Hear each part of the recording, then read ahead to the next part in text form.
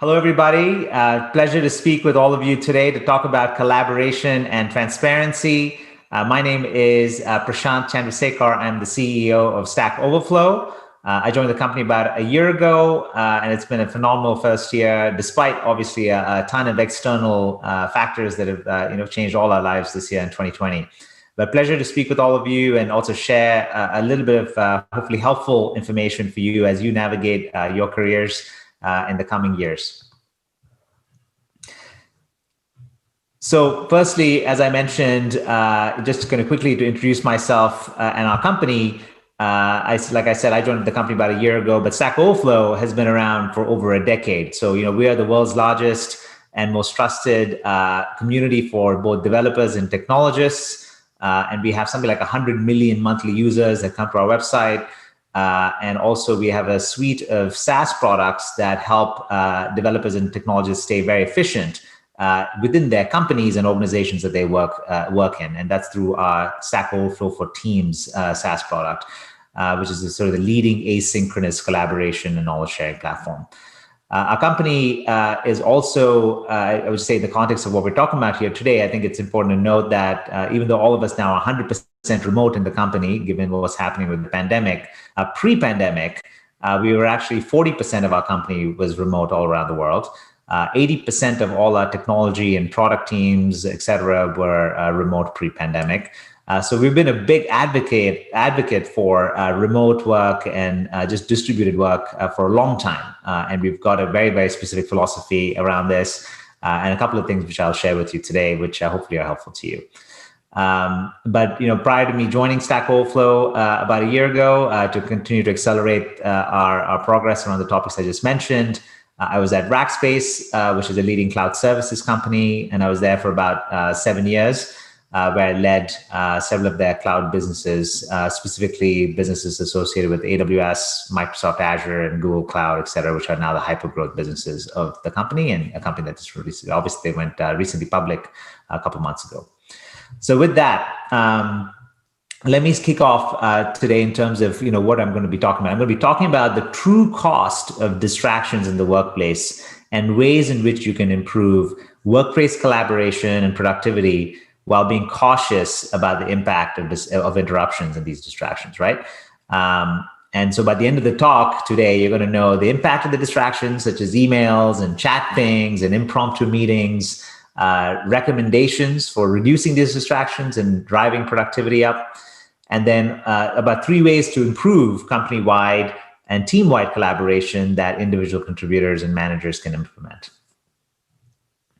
So first, let's talk about this underlying problem of distractions, right? So technology that has kept us connected all around the world for over like 20 years now. It's growing, becoming more mature every day. As every industry matures, it solves the easy problems and creates efficient industry standard solutions that improve productivity for everyone. But then that leaves the hard problems to solve and the breakthroughs and innovations that forge the next big set of opportunities. So growing into a maturing space means tackling the hard problems that no one has ever been able to solve, and solving hard problems needs to be focused and sustained focus rather, and also attention from your technology workers. And this time and freedom really is to focus your company's most valuable resource in many ways. So, I think that it's this, is very much front and center for us as we've thought about just even our mission statement, right, which is helping write the script of the future by serving developers and technologists. And so we think about efficiency and productivity very much as it relates to developers and technologists, which is why it's such an important subject for us. So your technology experts and other knowledge workers, really need like uninterrupted focus, right, in order to enter their flow states, quote unquote, as I'm sure many of you are aware. The mindset in which we can bring sort of this full suite of skills to bear on a particular issue or a problem that we're trying to solve as engineers and technologists in general. And as described in this book that's put up on the screen here, Flow, The Psychology of Optimal Experience by Mihaly Csikszentmihalyi, being in the zone really allows one to become fully engaged and focused on the task at hand. It leads to better results, greater happiness, And it can only happen when you had the opportunity to focus fully on whatever is that lies before you. So anybody that has experienced being in the flow state knows what I'm talking about here, because it's actually a very, very clarifying and just a surreal experience to be truly being able to, really marshal your mental energy in a way that's highly, highly oriented into solving a particular topic or thinking about a very specific topic. And that is, it's just, when you're in it, you know it. And when you come out of it, it feels like, hours have gone by, but it really, really felt like it was very, very quickly, it went very quickly in general.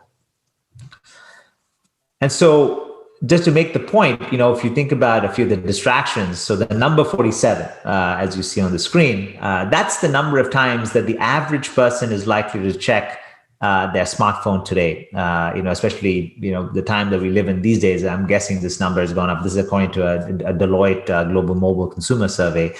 And these days, I only think that if I even think about myself, I certainly check my mobile phone more than 47 times a day. And that's, it's not by not being deliberate about it. It's because of the world that we live in is sort of very, very dynamic. And just like our phone, instant messaging platforms at work are taking away our employees' valuable time and attention. And one reason for this is due to the biological impact, right? There's this sort of dopamine reward cycle of constantly checking messages, getting to inbox zero, responding to all your Slack messages or your text messages, and responding to every possible notification that you're getting. And all of us are sort of guilty of this, but it's very, very distracting. And, that's the average number, 47 per this survey. Another common distraction or disruption for those in the office is a simple tap on the shoulder. So for developers, they're thinking of a whole lot of things at once, solving problems that requires a deep understanding of the whole system. Systems-based thinking is really, kind of a fundamental way in which people solve problems, kind of in our industry. And a situation, where they need to remember a lot of things at once, right, to be able to kind of solve the problem that's at hand. So even a simple tap in the middle of their thinking process can be completely disastrous. So these pings and dings and shoulder taps have a really measured impact on one's productivity. And research from the University of California and Humboldt University found workers can lose up to 23 minutes on a task every time they are interrupted. So researchers, have kind of really quantified how much of a cost that this actually causes. And you don't really think twice when you tap somebody on the shoulder, but the reality is that it actually does have a very significant cost. And to continue the research theme, researchers at UC Irvine or University of California, Irvine, observed that office workers in their natural habitat, when they actually observed them in their natural habitat, found that on average, they switched tasks or were interrupted every 3 minutes, right? That's a lot of distraction. So on top of that, it could take another 20 minutes to get back to where they were when they're actually taking, they're distracted or context switching to something else. And so, in fact, these interruptions, and when you add them up, could cost individuals up to about 6 hours every day. So that's a lot of time, especially when you think about the number of hours that you work. And we're all trying to get a semblance of, work and life balance, and that's a constant struggle for most. And so that's highly, highly non-productive in many ways, right? And to make the point, and since we're talking to a lot of technologists, hopefully you all empathize with this cartoon, and it's one of my favorites that brings this to life. When you're thinking about the systems thinking, all the kind of things that you have to have in your mind. And when you're very, very in a benign fashion, somebody knocks or kind of taps you on your shoulder, and you're sort of, it just sort of completely throws you off your balance. So that's not good. And all of us, like the folks that all of us have experienced flow states, also know what it means to actually be interrupted and get out of the flow state. And this is really what it's portraying. So all these interruptions can lead to, a greater stress and anxiety, and, depending on the task, productivity may not suffer, but interruptions may cause us to work faster, which leads to greater time pressure, frustration, clearly stress, which is on the rise in general in workplaces, especially given what we're trying to do in the world. And it takes more effort to complete the same amount of work with interruptions in the mix. And that's kind of obvious. But in the longer term, enduring regular interruptions up to 85 per day can cause decreased job satisfaction and definitely burnout, which is something that is not a great thing if you're effectively trying to keep, your employees highly motivated and engaged and so on. So knowledge workers who are interrupted in a counterproductive manner are significantly more stressed. They had high levels of stress and frustration, mental effort, feeling, time pressure, mental workload. And there's a bunch of research around this topic. There's a Fast Company research effort that they've conducted, and a few other, independent entities that have done that. So stress and anxiety really form a feedback loop, and both can cause, attention problems, difficulty concentrating. And without the ability to focus on what you're working on, you may forget steps, or may not remember solutions that you've found. And ultimately, anxiety has also been linked to memory lapses. And if you're constantly forgetting information received from those chat messages, that's just not going to be a productive, part of your day. And you may end up interrupting your coworkers over and over again. So instant messaging, video, chat ops, emails, email businesses, they've all raised a lot of, capital these days, significant amounts of capital, and investors expect, the number of employees working outside the offices will continue to rise, especially given what's happened in the pandemic. So most companies, we believe, will decide to be either at a minimum hybrid in terms of working from the office versus working at home and remotely. Many of them will choose to be remote first in many ways. And last year, Zoom and Slack went public, right? And which reinforced the view that the market for business communication is growing, and collaboration, specifically synchronous collaboration in this particular case. And data provided by PitchBook, which is another company, shows that in each of the last 4 years, there were more than 100 financing rounds for enterprise communication software businesses, enterprise collaboration, as well as communication software investments continue to grow at a very, very rapid pace. So that's in the synchronous world. I mean, just as an aside, I mentioned this in my intro, is that Stack Overflow, with our Stack Overflow for Teams SaaS product, that's all focused on asynchronous collaboration, because we recognize this issue of context switching and people being distracted, et cetera. And there's a time and place for synchronous collaboration. But we believe a more efficient way to collaborate, especially with technologists and developers and so on, and share knowledge, is through asynchronous collaboration, which is really where we operate with our Teams product. And so we know that the need for collaboration and meaningful communication is a requirement for teams or organizations to be successful, especially as remote work becomes the norm. But in general, though, how do we balance it all? Like I was mentioning around the work and life balance, around being able to get work done just within your work environment, given the number of distractions. So the promising market investment for tools and the flexibility to work just about anywhere is where we sit today, right? Like I mentioned with Stack Overflow, and our own company started as a remote first company over a decade ago, and since 50% of our employees working out of their home all around the world were, pre-pandemic, almost 50% of the company was working remotely. This is we've kind of embodied this in our DNA and really thought through what it means to be able to do this efficiently. What technology stack do we use? We use Stack Overflow for Teams internally within the company, globally, very, very vigorously and kind of spread across all departments.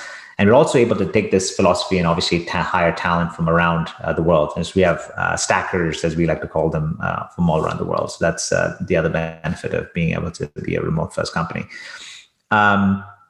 And so, with all these tools, though, I think when you think about the balancing point that I mentioned, when all of this is trying to help us with communications and connectivity and all that, we are seeing a lot of interruptions left and right, and that is problematic in many ways, right?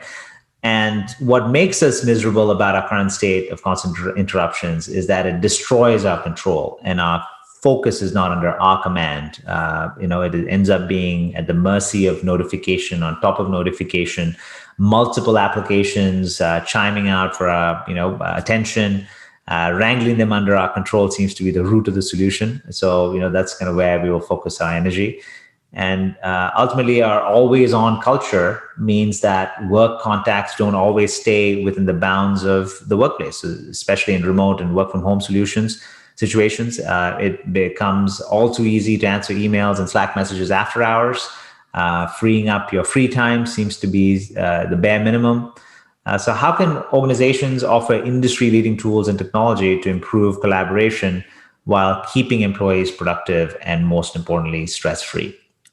So we know it's not going to be entirely stress-free, but at least less stress than before, right? So that's, again, why we really think asynchronous collaboration is a key part of that equation. So by giving your employees or yourself the ability to recover some measure of control over the focus of their week, I think is a really, really important way to solve this problem. And that's why I think productivity and the minimization of stress will ultimately be able to give them back this control that they really deserve at the end of the day. So I'll cover, ways in which you can guarantee you and your team to get work done, to drive business results. Agree, number one, on universal do not disturb hours. Block out time that you and your teammates are not available and share these do not disturb hours with the key groups you work with across the company. For example, product and architecture. Pick one must do for yourself a week and share that with your teammates. Forcing yourself to prioritize as one thing is sort of uncomfortable for sure for all of us that are trying to do a lot of things, but it keeps you focused. And if you get distracted, you can always say, hey, this is just not on my must-do list for this week. Post this as your Slack notification on your calendar, anywhere your colleagues can see it. And then finally, third point would be to know the end goal. You and your teammates need to know the key performance indicators or the business goals for the project you're working on. And if something distracts you, you can ask yourself, does this help us get to the end goal? If not, you can deprioritize it. Second, you want to focus on building a collaborative culture. So the benefits from collaboration are significant, but what are the risks if you don't have a collaborative culture? So according to PMI, or Project Management Institute, 57% of failed projects have to do with ineffective communication.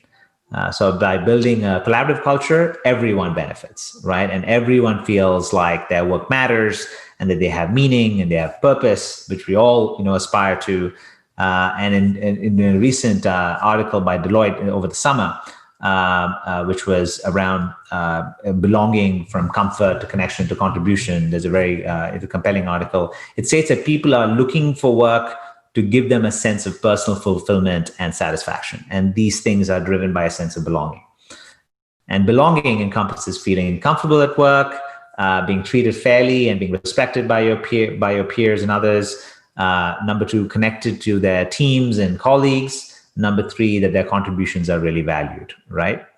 So seeing how their strengths are really helping the organization achieve common goals, I think is a very, very kind of compelling part of why people come to work and feel engaged. And ultimately, belonging leads to collaboration. Collaboration leads to a higher chance of success because people are comfortable, connected, and feel that their contributions are valued. So that's really how the entire system works. And this is ultimately the aspiration from my perspective. So what are the steps we can take to get there, right? So first, I would say provide clarity around roles, responsibilities, and mission. Having everyone on the same page about who does what and what on a particular project helps avoid sort of any communication pitfalls or failed projects.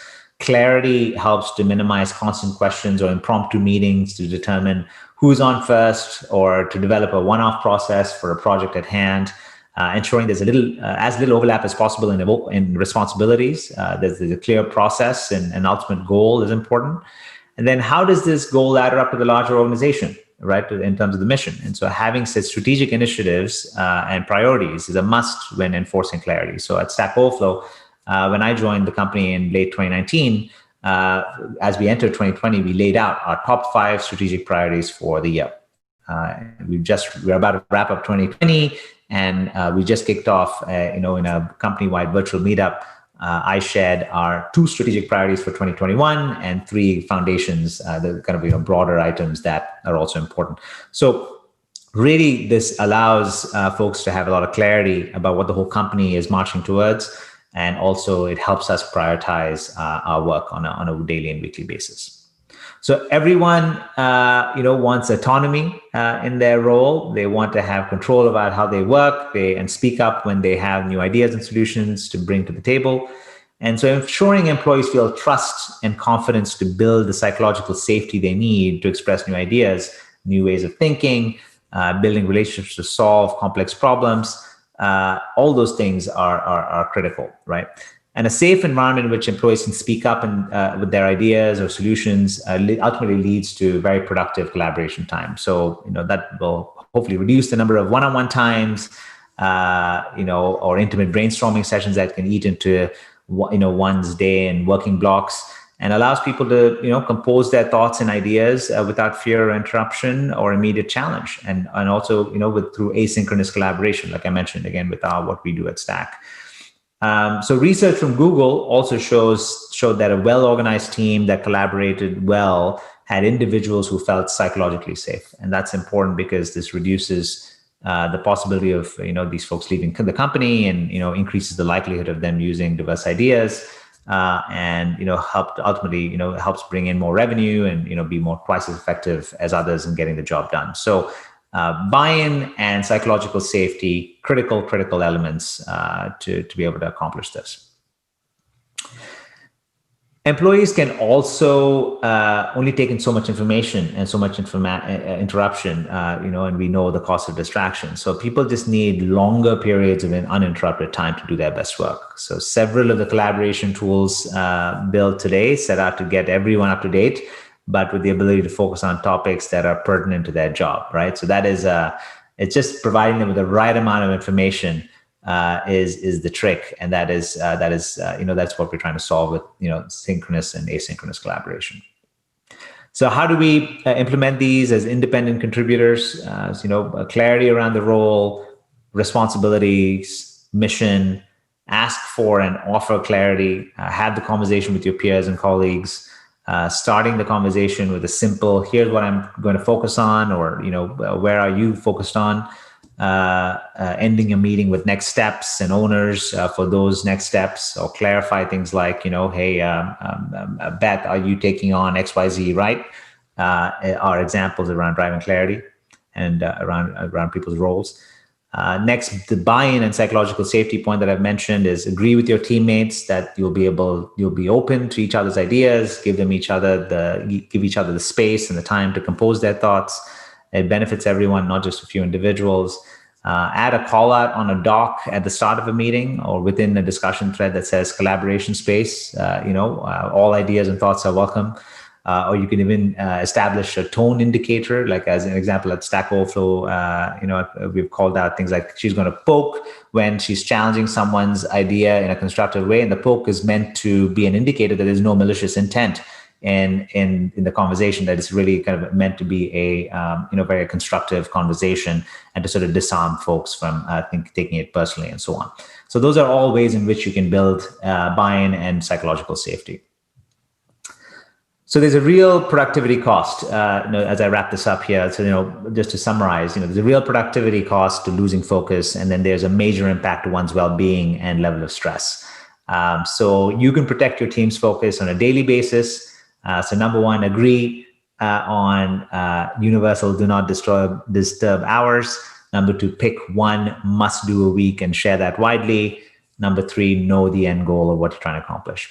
And you can also improve the focus and collaboration by implementing company-wide or team-wide approaches. And these include, number one, clarity around roles and responsibilities. Number two, buy-in and establishing a psychological safe work environment. And number three, providing the right amount of information. So with that, I'm really happy to have shared this with you, and hopefully this has been useful to you. I'm happy to take questions offline. Please email me at prashanth@stackoverflow.com, or you can find me on Twitter at Chandrasekar, or LinkedIn with just my name. And I'd be happy to engage with any of you. So thank you again.